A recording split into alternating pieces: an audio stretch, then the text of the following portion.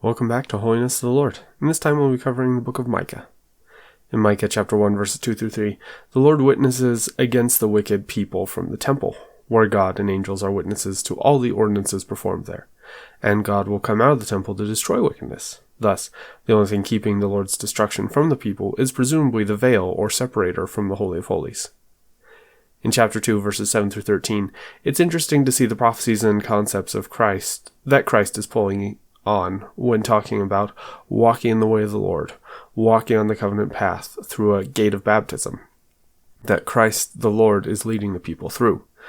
Just more temple and ordinance imagery connected directly to the one who is both commanding and leading that path.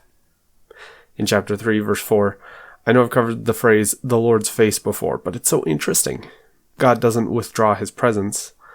I mean, that happens, but it's not the ultimate sign of God being pushed away and being refused by his people. If no one had ever seen God's face, then it would be that the Lord hides his spirit or withdraws his light every time. If he is everywhere at all at once, then he couldn't withdraw his face. It's just interesting that the phrase is used time and time again and suggests the corporeal nature of God, and that seeing his face is the ultimate goal of the children of Israel.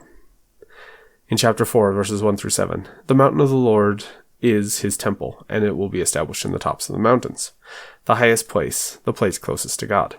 And it's kind of cool that Utah, with the most iconic temple, is named after the Ute tribe, the people of the mountains. So that's a fun dualistic prophecy. The mountain of the Lord shall be exalted above the hills. As has been discussed previously, the hills seem to be sacred places to perform rites of the Lord, but that the Lord's house is exalted above those local places of worship. And in that house of the Lord, he will teach us of his ways, and we will walk in his paths.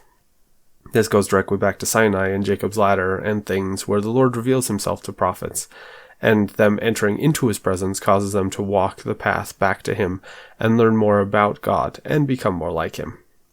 And if we jump down a couple verses, it again emphasizes walking in the name of the Lord, that the Lord's name is closely tied with our spiritual journey.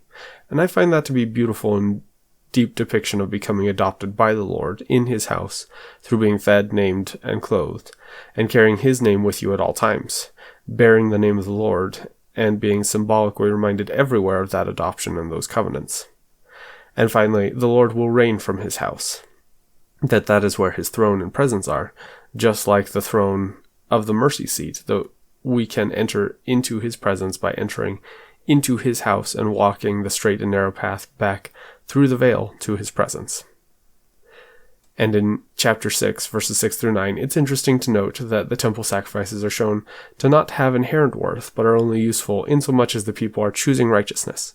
And it's cool that Christ kind of quotes this verbatim when he is performing his ministry. Thanks, and I'll see you next time.